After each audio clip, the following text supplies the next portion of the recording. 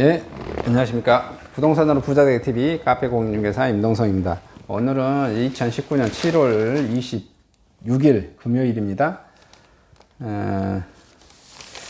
오늘은 봐보면 또 제목을 뭘로 잡아봤냐면 좀 핫한 제목으로 좀 잡습니다. 아무래도 뭐 저도 그 클릭 수가 좀 나와줘야 돼서요. 누가 아파트 내부 보고 삽니까? 묻지마 거래 속출 뭐 이렇게 지금 잡혀져 있습니다. 예. 이게 뭐 지금 분양가 상한제하고 연결돼 있어서 그런 현상이 벌어진 것 같아요. 요즘 누가 집을 보고 계약을 합니까? 직장인 장모 씨는 지난달 20일 날 반포동에 중개업소를 찾았다가 핀잔만 들었어요. 자녀 학교를 위해서 이사할 계획이었는데 중개업소에서 물어봤더니 중개업소마다 하나같이 다 이렇게 말한다는 거예요. 근데 20억이나 넘는 아파트를 보는데 집도 안 보고 어떻게 사? 근데 사겠다는 사람이 너무 많은 거예요. 사겠다는 사람이. 지금 현지 서울 분위기가 그런 것 같아요. 분양가 상한제 유리에서 어차피 제가 말씀드렸죠. 점수가 나는 댁에서 청약이 당첨될 것 같아. 그럼 로또 아파트 사야 되잖아요. 그런 사람들은 대기하죠. 대기. 전세가 값이 비싸더라도 그럼 건물주는 알고 있어서 전세값을 올릴 거 아니에요. 그러더라도 왜냐하면 나는 가능성이 있어. 잡으면 10억 버는데 대기해야지. 이런 수요도 있고, 어차피 내 자녀가 지금 이제 고등학교를 뭐 가야 돼요. 그러면 강남으로 간다든지 어디로 막 가려고 할 거 아니에요. 또 좋은 아파트 지금 뭐 목동으로 가려고 한다든지, 아니면 강북 노원구 쪽에 좋은 쪽으로 뭐 그 일대는 또 그쪽으로 가려고 한다든지, 그러니까 대기한 수요가 있단 말이에요. 그런 실수요자들. 그리고 또 투자자들이 달라붙어요. 어차피 나는 점수로는 안 돼. 그럼 기존에 있는 집이라도 하나 사야겠다. 왜냐면 계속해서 오를 것 같으니까. 그러면 어떻게 해요? 이제 집주인들도 그런 정보를 알죠. 그래서 집주인들이 어때요? 대기 수요자가 많기 때문에 보여주는 것도 귀찮아. 살람 사고 말라 마라.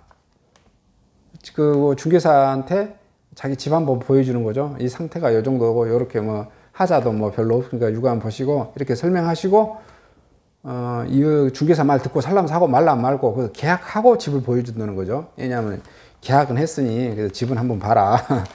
뭐 이런 느낌인 것 같습니다. 그런데 지금 제가 이 누가 아파트 내부 보고 삽니까? 강남권 중심 묻지마 거래 속출 이기가 또 조선일보에 봐보니까 또 씹어져 있습니다. 속된 말로 지금 이제 조선일보는 이 정부의 못한 거를 이렇게 좀 씹어주고 싶겠죠. 그래서 크게 할애를 지금 대져 있네요. 역대 정부 분양가 규제, 로또 아파트만 양산, 집값 잡기 성공한 적 단 한 번도 없어. 이렇게 잡혀져 있네요. 이것도 큰 제목으로 잡혀져 있고요. 박정희 정부 때 정부 고시 분양가를 했는데 부동산 대란이 일어났고서 1989년에 폐지해버렸습니다. 노무현 정부 때도 분양가 상한제 했는데 판교 신도시를 아주 투기판으로 만들어버려서 이것도 실패했다 이렇게 좀 나오져 있네요. 1980년대 로또 아파트만 양산했죠. 결국 1980년대도 전세금 폭등, 부동산 대란이 일어났고 1989년에 폐지했다 뭐 이런 말이 좀 나와져 있네요. 그리고 뭐 하여튼 그런 내용입니다. 그리고 분양가 상한제 얘기도 집값 들썩, 기대와 다르게 제2의 소주성 소득주 성장 우려 뭐 이렇게 제목 잡혀져 있어요. 시장은 집값 상승을 호재로만 해석한다 이거죠. 분양가는 20% 30% 하락하면 공급 줄어들어 서울 집값 오를 것. 5월에 강남에 눈여겨봤던 매물 7월 들어서 갑자기 싹 사라져. 상한제 짓지 않은 연구기간 없어. 강남 아파트 값 때려잡겠다 하면 좋아하는 국민이 많다 보니 정치적 목적이 더 크다는 해석. 이렇게 되었죠. 근데 이게 정부는 이렇게 지금 생각을 하죠. 분양가 상한제를 실시할 거야. 그러면 분양가 상한제 실시해서 가격을 싸게 공급해 주겠다는 거죠. 인위적으로. 그러면 일부 사람들은 이렇게 하죠.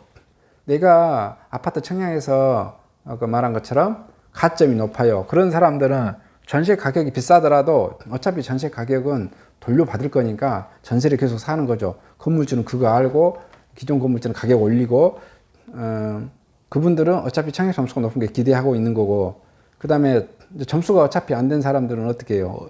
시장에서 이걸 어떻게 해석한다는 거죠. 시장에 있는 사람들은 분양가 상한제 시행, 재개발 재건축 수익성 악화, 그래서 공급이 대폭 감소, 그래서 기존 아파트가 가격 상승, 이렇게 이제 해석을 한 거죠. 그래서 이런 표현을 뭐라고 말합니까? 규제의 역설, 규제의 역설에 의해서 가격 폭등, 뭐 이렇게 지금 생각을 하는 거예요.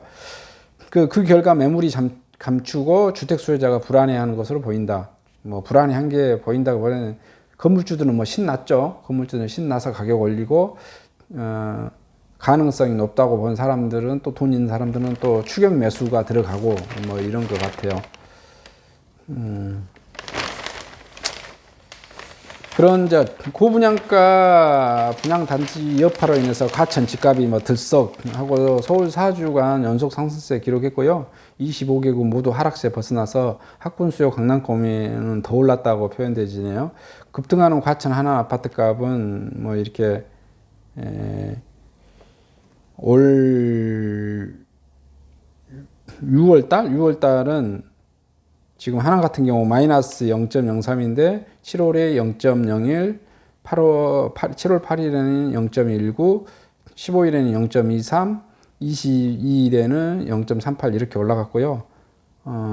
과천 같은 경우는 6월 24일에 0.17,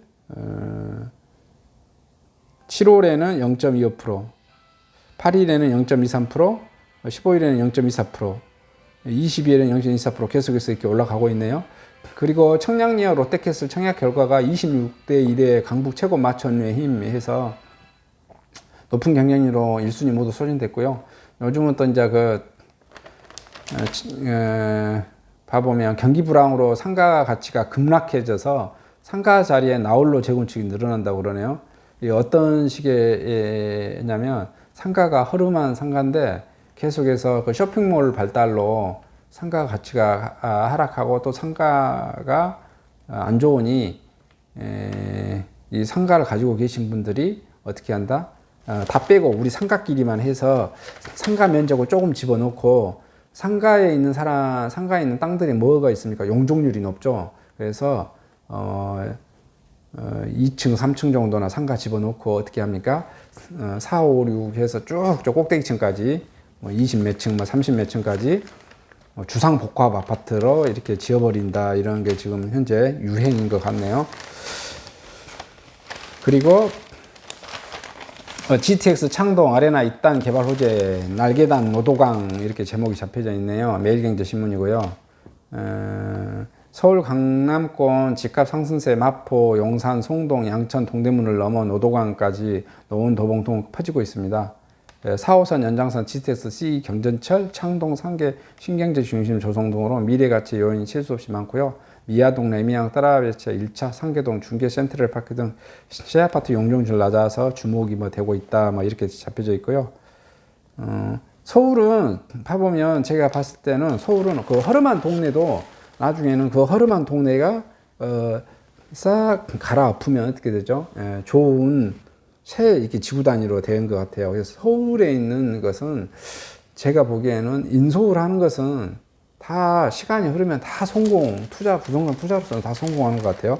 그 인서울 했었을 때 대신 그 인서울 하는데 주변 시세하고 동일하게 사야지 내가 속아 넘어가서 아니면 업자들할지 아니면 다른 사람들 속아 넘어가서 과하게 비싸게만 사지 않고 주변 시세대로만 사면 다 돈을 벌 수 있겠다 싶어요.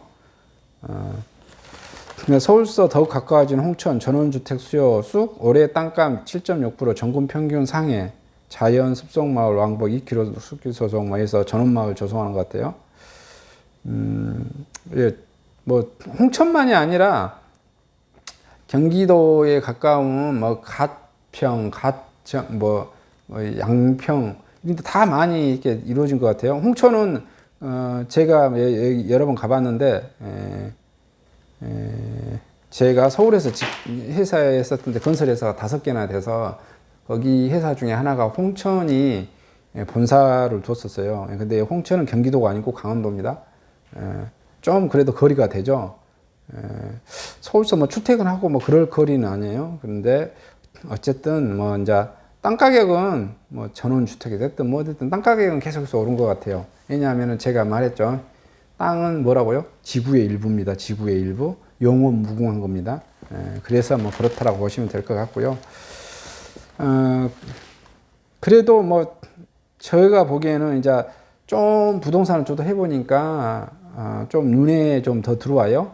홍천보다는 좀 뭐 경기도가 더 낫지 않을까. 그래도 그 경기도도 강남을 기준으로 좀 더 가까운 경기도가 뭐 이왕이면 더 좋지 않을까 뭐 그런 생각을 합니다.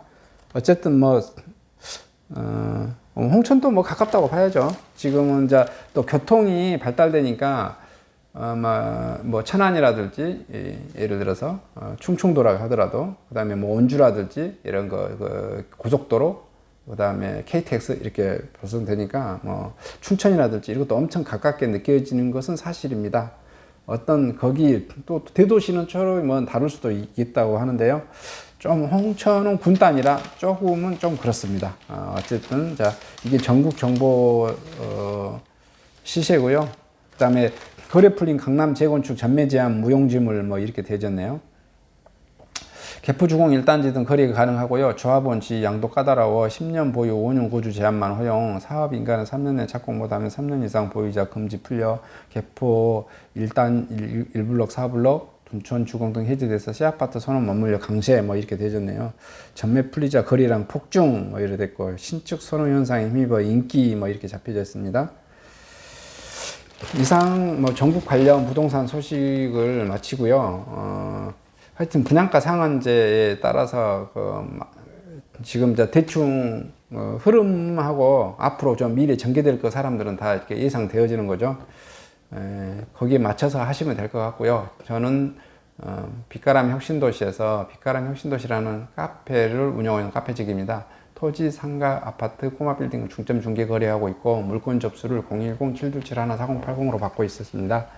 물건을 좀 많이 좀 주시고요. 저 물건을 주시면 이제 유튜브, 네이버 한방, 그다음 한방 프로그램 뭐 이런 것에 SNS에 그다음에 중개사들이 운영하는 밴드방에 많이 거래해서 성사를 시켜드리려고 하겠습니다. 또 저는 이제 부동산 관련된 정보 특히 이런 물건 광고도 유튜브로 내보내고 부동산 신문을 읽어주고 행간의 의미 알려드리고요. 제가 부동산 강의도 좀 해보고 있습니다. 제 견해를 좀 발표해보고 있습니다. 그래서 이 정보가 괜찮다고 생각하시면 구독과 좋아요 또 주변 지인분께 많은 소개 부탁드리겠습니다. 감사합니다.